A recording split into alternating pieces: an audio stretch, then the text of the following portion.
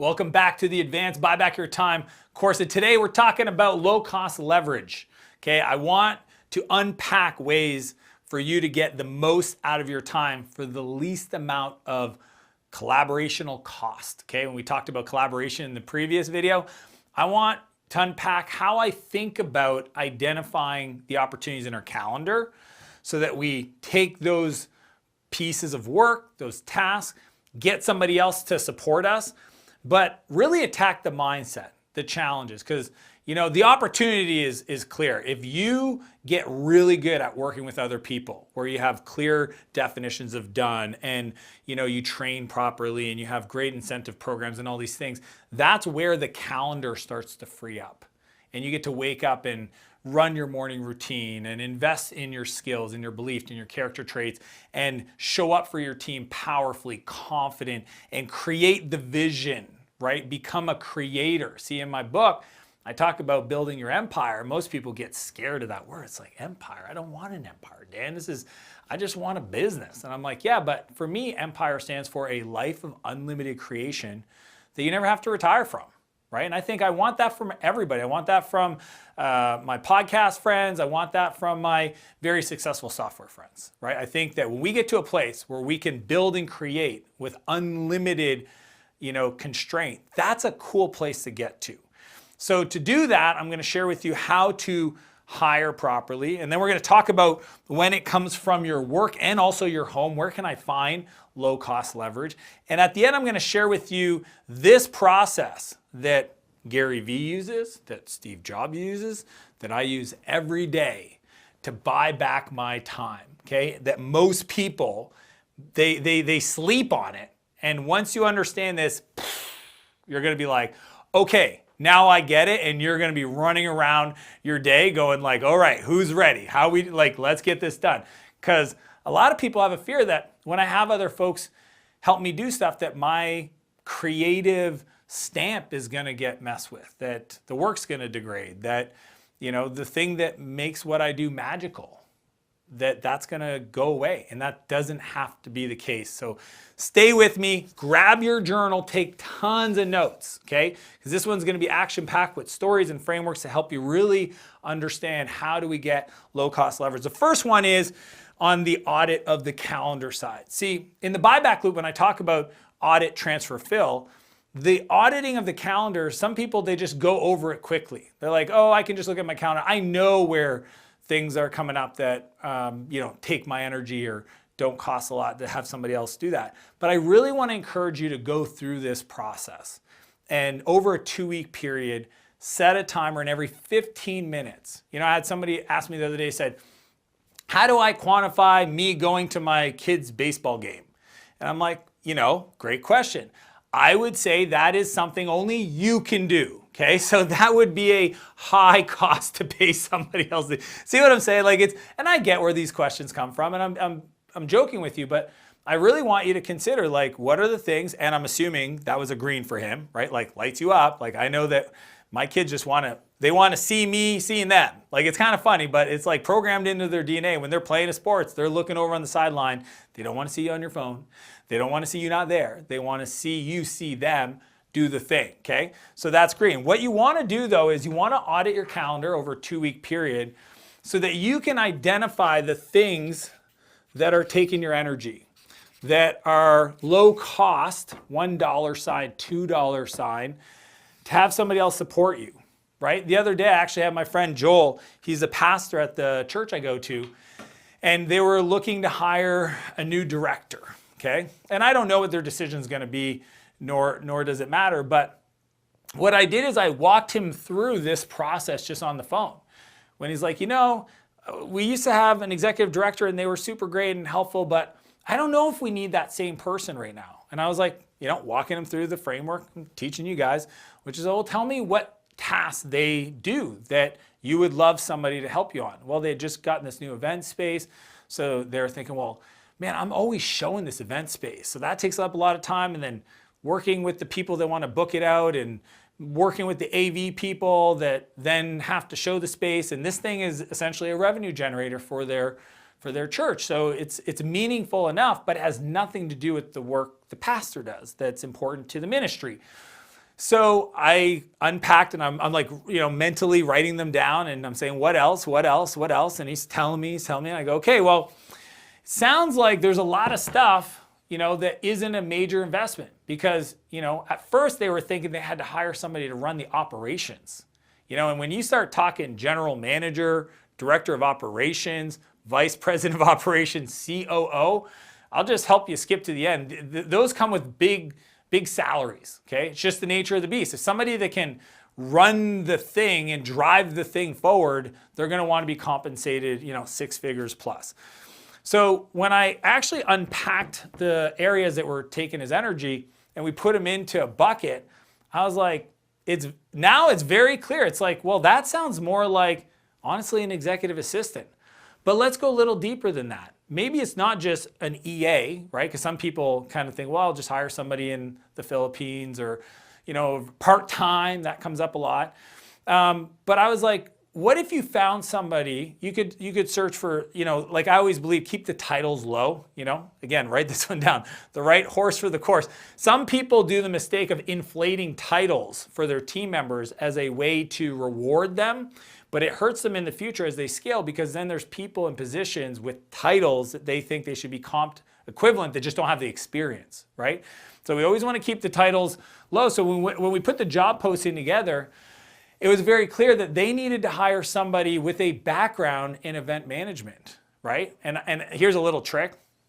I think some of the best executive assistants are actually past wedding planners, if that sounds crazy.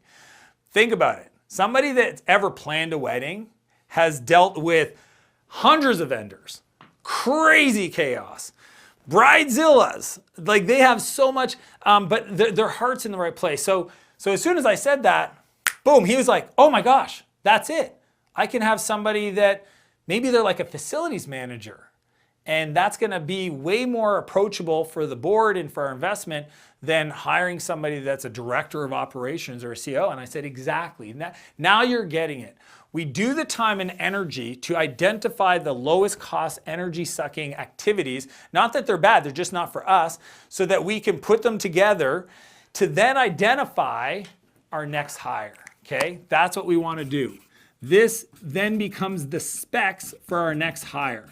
Some people, unfortunately, can't afford that person sometimes, right? The executive assistant or whatever that next hire is, because they have people on the team that are above them getting paid more than they can really afford as a company, okay? But if you have the capital, because that requires a restructure, then that becomes your next hire. And this is literally how I live my life. The buyback loop, I'm always, whenever I feel my calendar, there's a pain line starting to occur where there's too much in there for the way I want to show up energetically, presence, my mindset, I always sit down with my assistant and I say, it's time to do a time and energy audit. Let's go through it. And what's crazy is sometimes there's meetings on there that used to be green that I enjoyed doing, that I realize at this level of the team, the company development for whatever project I'm involved in, they don't need me anymore. And that's a really tough one to consider. So I know that you might have some beliefs about like, well, if I'm not there, how does this get done? We're gonna address it, but I want you to first understand that this is the process for hiring people, identifying it. Cool, so take notes, write down what resonated the most with you as it pertains to that process. Now, there's 2 core areas when we're talking about low cost leverage, getting the most out of our collaborational capital, right, our dollar. One is at work and the other one is at home, okay? One is at work, when you got all these people, and one is at home, okay? And for me, there's 3 things that I didn't cover in the book that I want to share with you that I think will really be an unlock for the opportunity for you, okay? Around what else could I do? Everybody goes to the executive assistant, great. If you have that person, then move on. But there's other levels, okay? So the first one is a doer, okay? The doer. What is a doer? Well, a doer is somebody who can do the work that you're selling to your customers. It could be your video editing, it could be your podcast, it could be your agency, it could be showing houses if you're a real estate agent, okay? If you have an executive assistant, they've bought back your inbox and your calendar, the next opportunity for you is somebody that can actually do the work. Now, I know you're thinking to yourself, well, nobody can do it just like me. What if I give it to somebody else and then they don't get the result? I totally get it, and they probably won't. But I'm going to tell you again, 80% done by somebody else is 100% freaking awesome. And if your goal is to buy some freedom back so that you actually have some time to think strategically and build the business, then you're going to have to eventually look at the work, the actual work you're doing. You know, one of my buddies was a sales. Well, he had actually a very successful real estate company. They were a multiple 8-figure organization, but he had a belief that nobody else could do sales like him, that he was the only person to do sales.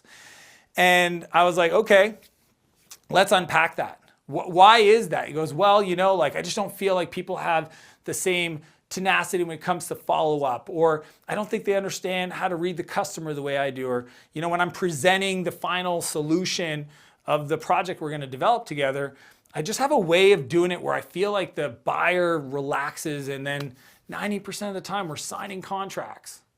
And as he's talking, I could tell that he's really bought into the idea that he's the only person that can do this. It's like he's almost convinced me that I'm like, dude, maybe you're the one person that can't have somebody else do this for you.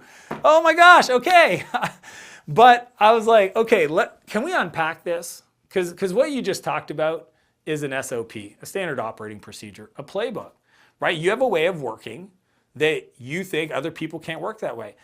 Now, I want to ask you, is there a company in your space that's doing what you do? Yeah. Do they have people that do the sales? Yeah. Okay, perfect. It's possible. And the thing is you haven't figured it out. You have a belief that stopped you from even exploring potential solutions. I asked them this question. I said, what would the ideal person look like with a background? And they said, well, ideally they have experience with building stuff like we do. Cool. Ideally, they've done sales. All right, cool. And ideally, they're from the area, so they know the people and they have the relationship. Oh, and they know the people at the city, because there's a lot of stuff that I got to do to get approvals. And as he's talking out loud, he actually goes, I know the guy.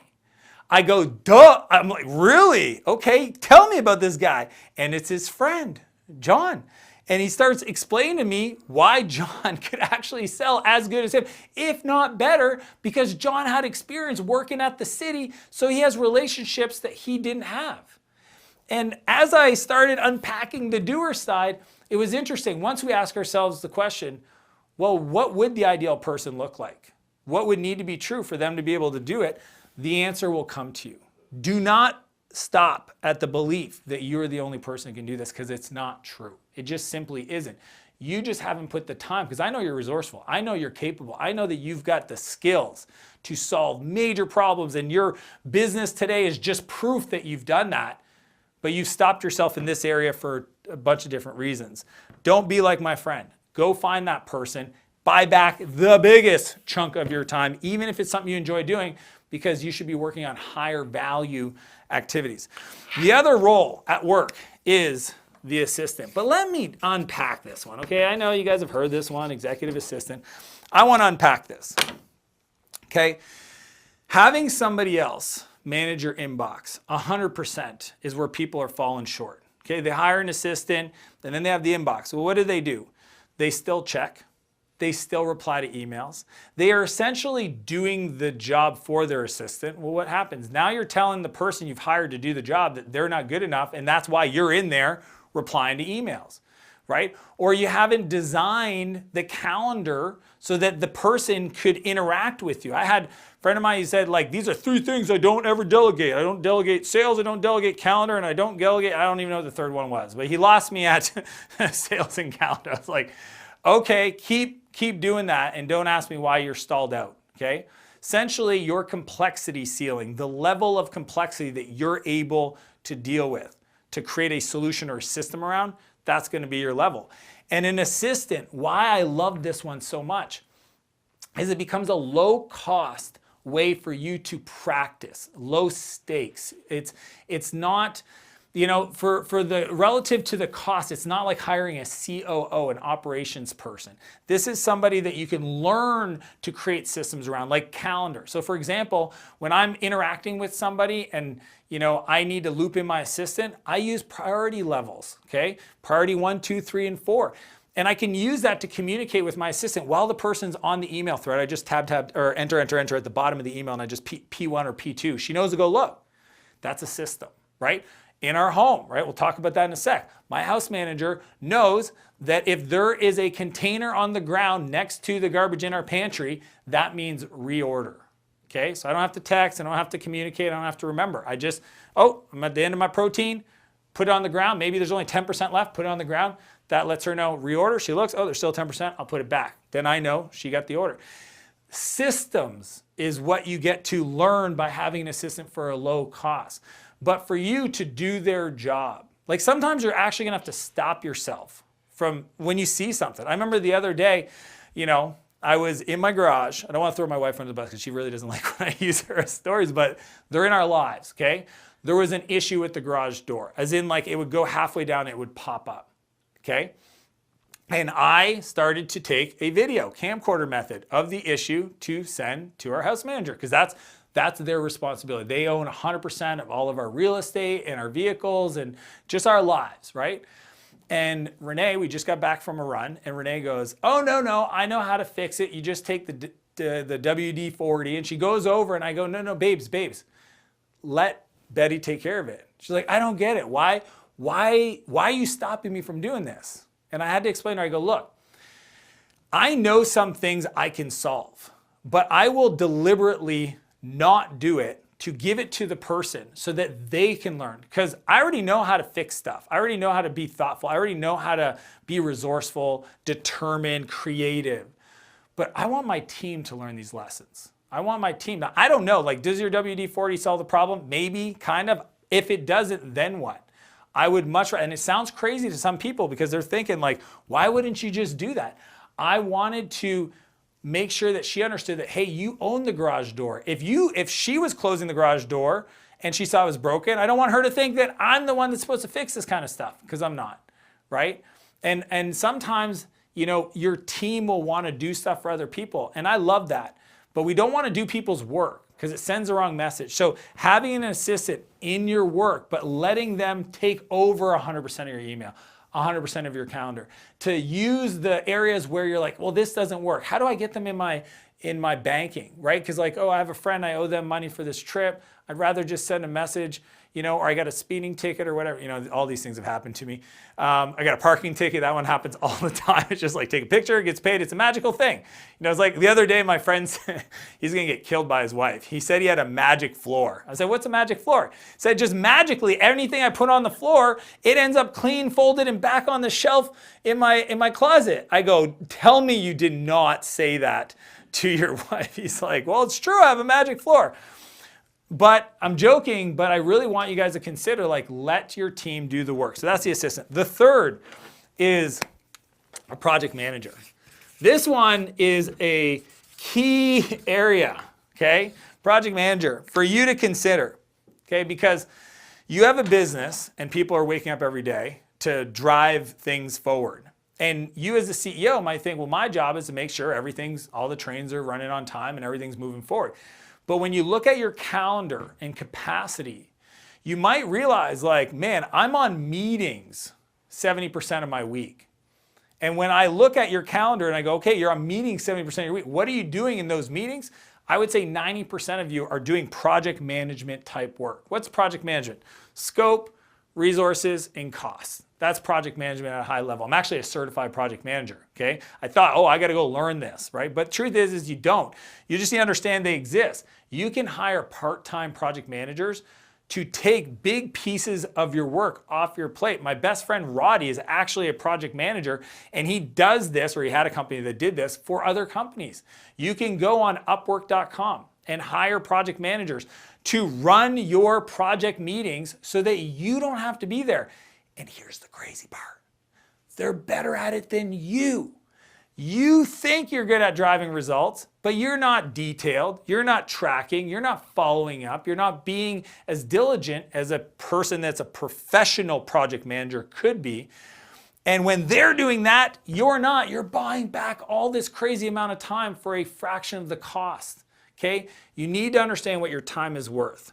And for me, hiring somebody that potentially can do the work as an assistant to truly let them elevate themselves, like the inbox in the calendar, and work with you to eventually and a lot of times my assistant does a lot of project management.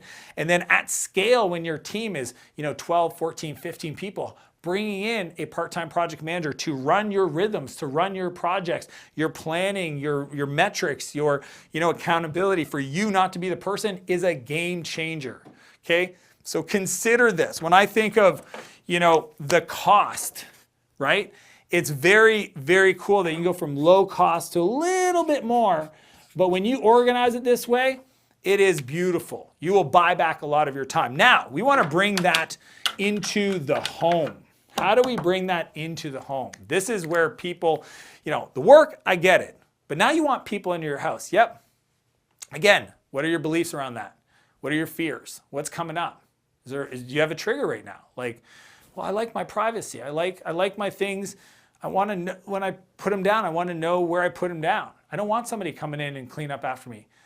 That's your prerogative. But if you go, well, I don't have enough time to be driven and focus in my work and also maintain the home that I want to create for my family, then you might need to reconsider those beliefs because it's slowing you down. Okay, but there's 3 core roles or areas that you can consider. The first one is a cleaner.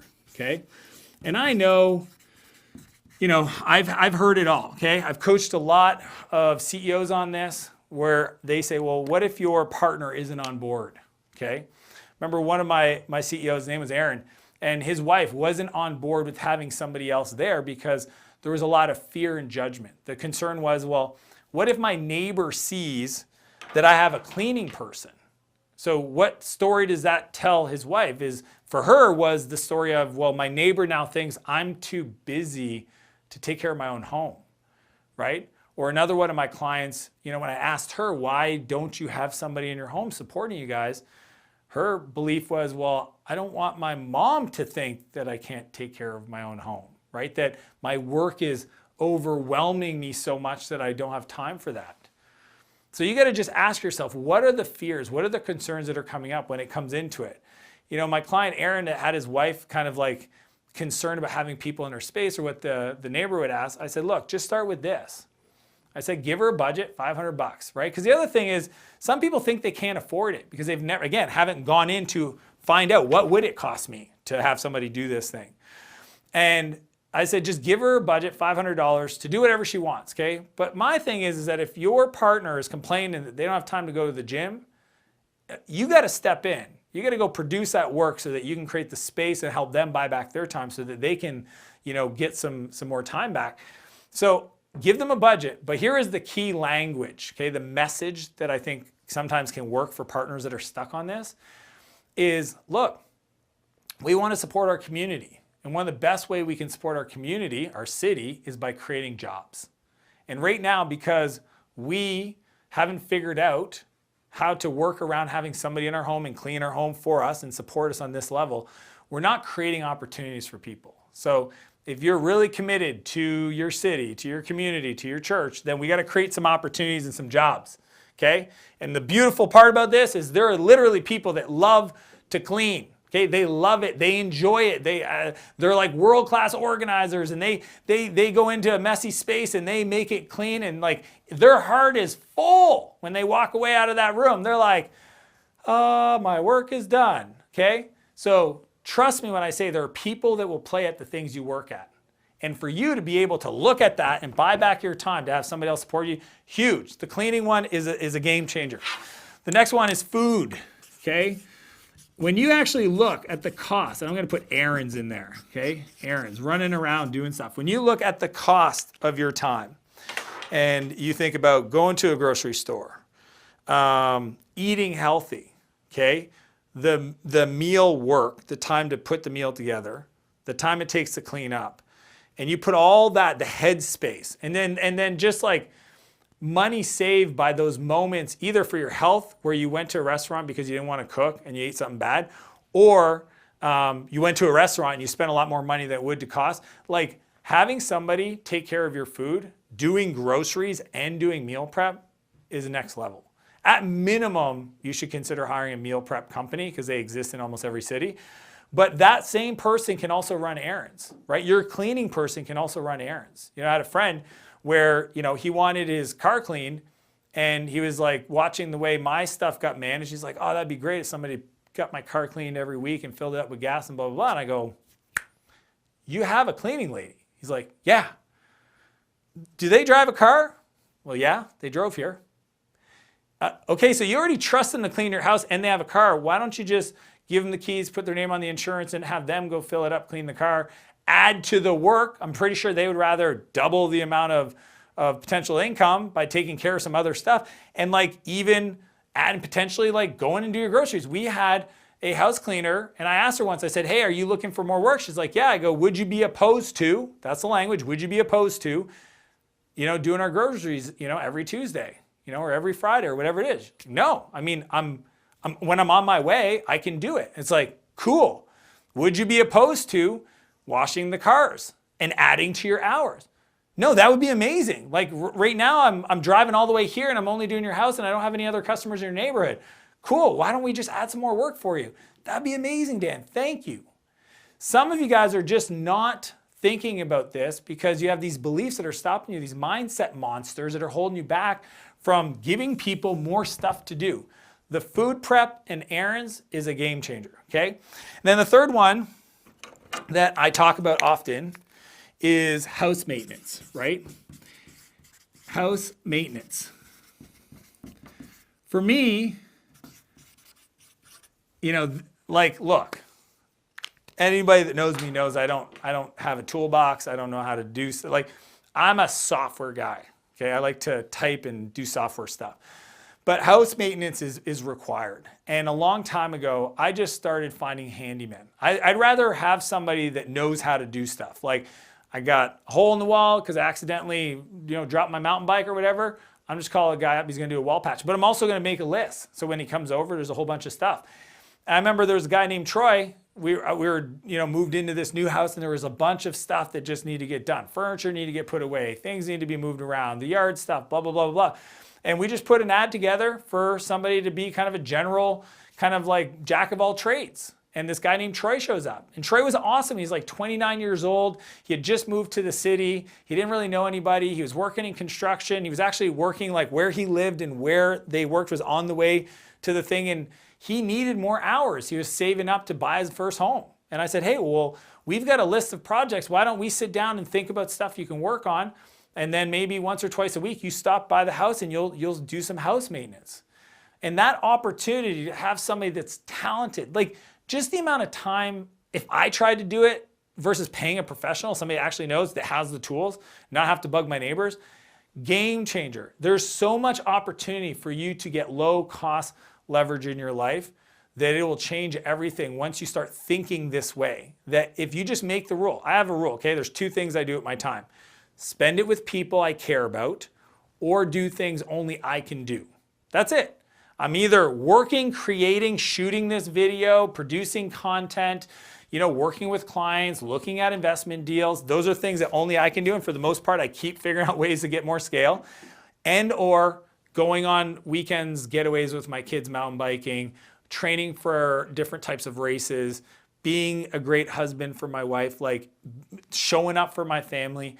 That's what I want to do with my time. Those are the two buckets. So if I'm stuck doing other things that I can pay somebody else a low amount of cost to find time back by hiring them, that's what I'm going to do. Now, most people get stuck here.